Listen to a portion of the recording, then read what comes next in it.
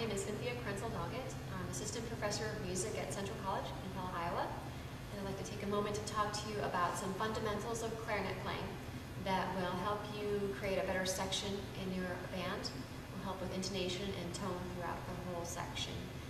There are three fundamental things that I'd like to approach. And of those three, the most obvious, because it's external, is embouchure.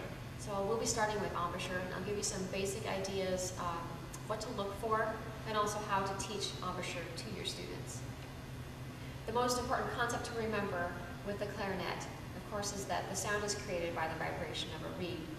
So everything that's done in terms of embouchure is done to allow more vibration of the reed.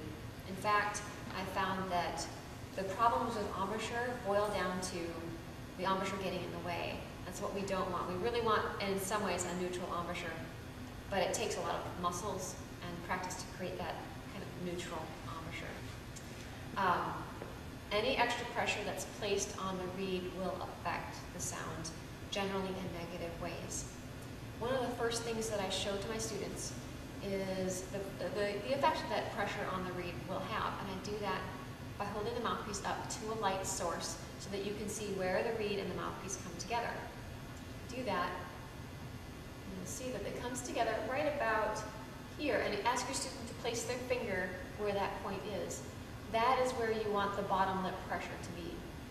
The other thing I have them do is take the finger, start at the base of the reed, and push gradually farther and farther up the reed, and ask them what they see.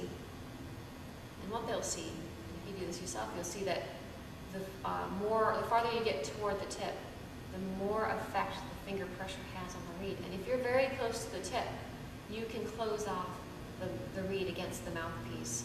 And when you do that, the sound that you'll get, when you do that with your lips, you'll get a thin sound, a very quiet sound, and it will generally be sharp. And that's probably one of the more common things you'll find with young clarinet embouchures, is that students are taking in the mouthpiece just at the tip. And so the bottom lip pressure is very high, which pinches off the reed and again leads to those things like being sharp and having a small sound, not being able to create a big forte. So quite often you have to encourage your students to take in more mouthpiece. And if you give them that visual cue, then they'll know when they go to practice. They'll be able to say, well, gee, am I taking enough in? Another thing I like to do is I encourage you to have your students all get mouthpiece patches. It helps cushion the top teeth. And then also you can cut a piece off the mouthpiece patch and put a ridge there if you want them to take more mouthpiece, and they have something to butt the teeth up against. But keeping that concept in mind, that the idea is to take pressure away from the reed, to let it vibrate freely. When you talk about basics of what to do with your lips, the most important thing to keep in mind is that you need to have a cushion in the bottom lip. Creating that cushion for the student, the easiest way I've found to teach it is to ask the student if they can whistle. And I hope most of them can, not all of them, but if you whistle, you get sort of a drawstring embouchure, you get a cushion, and all those little lines in the bottom lip. And also, sometimes they will automatically make a beautiful clarinet embouchure. Not all the time, but you might get lucky, and it will be a flat chin, and you might even see a couple lines right here along the side. Some students can't whistle, and in that case I just say, well, pretend like you can whistle, or go, ooh, like you can embarrass them and tell them to pretend like they're kissing. But the point is that you get the corners in, and you get a cushion in the bottom lip. And that cushion will allow the reed to vibrate fully.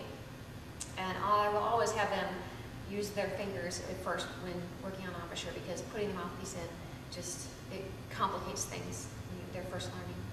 So have them ooh and feel this cushion, how much it gives, and then have them do this, pull the corners back, and feel the difference. And the difference is it's night and day. Very hard. You feel the teeth. You can even feel the edge of the teeth, like this, versus corners in. Very cushiony and very soft.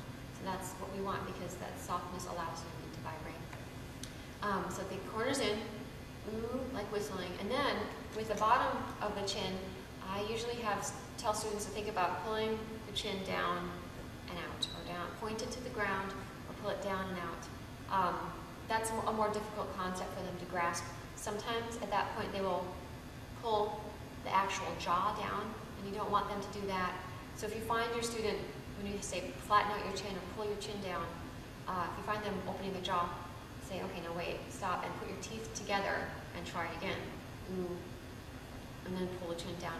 And that helps them differentiate between the jaw bone and the muscles that are around it, the muscles of the chin, because obviously they're two separate things, but we rarely move them separately in normal life, but when we play the clarinet, we need to. So they keep the teeth together and go, ooh, pull the chin down. And that's basically the clarinet embouchure. The other thing that you want them to think about is using the top lip. It shouldn't just be neutral. That really should push down. And so I often have students use their thumb under their top teeth and then press down and feel those muscles in the top lip, because we don't think about them very much. So have them actually feel those.